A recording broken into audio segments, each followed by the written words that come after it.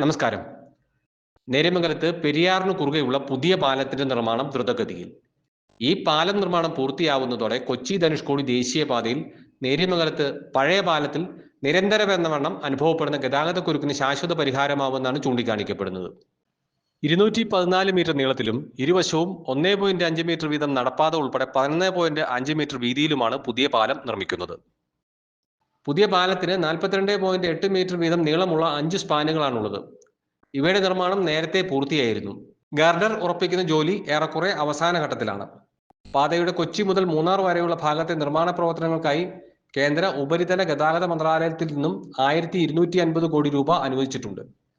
ഈ നിർമ്മാണ പ്രവർത്തനങ്ങളുടെ ഭാഗമായിട്ടാണ് ഇവിടെ പുതിയ പാലം നിർമ്മിക്കുന്നത്. 2024 ജനുവരി 1 ഡീൻ കുര്യാക്കോസ് MP പാലത്തിന്റെ നിർമ്മാണ ഉദ്ഘാടനം നിർവഹിച്ചു. സ്ഥലം ഏറ്റെടുക്കലും അനുബന്ധ നടപടികളും വേഗത്തിൽ പൂർത്തിയായി. നിർമ്മാണ പ്രവർത്തനം ഇപ്പോഴത്തെ വേഗത്തിൽ പുരോഗമിച്ചാൽ ഒരുപക്ഷെ ഏതാനും മാസങ്ങൾക്കുള്ളിൽ തന്നെ പാലം യാഥാർത്ഥ്യമാവുമെന്നാണ് ചൂണ്ടിക്കാണിക്കപ്പെടുന്നത്. 1924 തിരുവിതാംകൂർ ഭരിച്ചിരുന്ന റാണി സേതുലക്ഷ്മി ഭായിയുടെ കാലത്താണ് പഴയ പാലത്തിന്റെ നിർമ്മാണം ആരംഭിച്ചത്. 1935 മാർച്ച് 2 അന്നത്തെ തിരുവിതാംകൂർ മഹാരാജാവ് ശ്രീ ചിത്തിരതിരുനാൾ ബാലരാമവർമ്മ പാത പൊതുജനങ്ങൾക്കായി തുറന്നുകൊടുത്തു. ഹൈറേഞ്ചിൽ നിന്നും തേയിലയും സുഗന്ധവിളകളും കൊച്ചിയിലെത്തിക്കുന്നതിനായി ബ്രിട്ടീഷുകാരാണ് പാലം നിർമ്മിച്ചത്.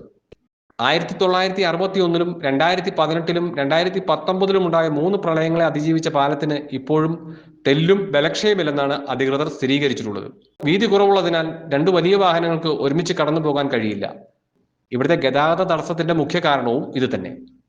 സാങ്കേതിക വിദ്യ കാര്യമായൊന്നും വികസിക്കാത്ത കാലഘട്ടത്തിൽ ബ്രിട്ടീഷ് വിദഗ്ധന്റെ രൂപകൽപ്പനയിൽ പിറവിയെടുത്ത ഈ പാലം അക്കാലത്തെ എഞ്ചിനീയറിംഗ് വിസ്മയമെന്നാണ് പൊതുവെയുള്ള വിലയിരുത്തൽ. 214 മീറ്റർ നീളവും 4.90 മീറ്റർ വീതിയുമുള്ള പാലത്തിന് 5 ആർച്ചുകളുണ്ട്. ഏഷ്യയിലെ ആദ്യത്തെ A ക്ലാസ് പാലം എന്ന ബഹുമതിയും നേര്യമംഗലത്തെ ആർച്ച് പാലം സ്വന്തമാക്കി. 99 വെള്ളപ്പൊക്കത്തിൽ പീണ്ടിമേട് ഭാഗത്തെ കരിന്തിരി മലയിടിഞ്ഞ് റോഡ് ഇല്ലാതായതോടെ സുരക്ഷിത യാത്രാമാർഗമെന്ന നിലയിൽ 1927 ഒക്ടോബറിൽ കോതമംഗലം നേര്യമംഗലം വഴി മൂന്നാർ റോഡ് നിർമ്മാണം ആരംഭിക്കുകയായിരുന്നു. ഇതിന്റെ തുടർച്ചയായിട്ടാണ് ഇവിടെ പാലം നിർമ്മിച്ചത്.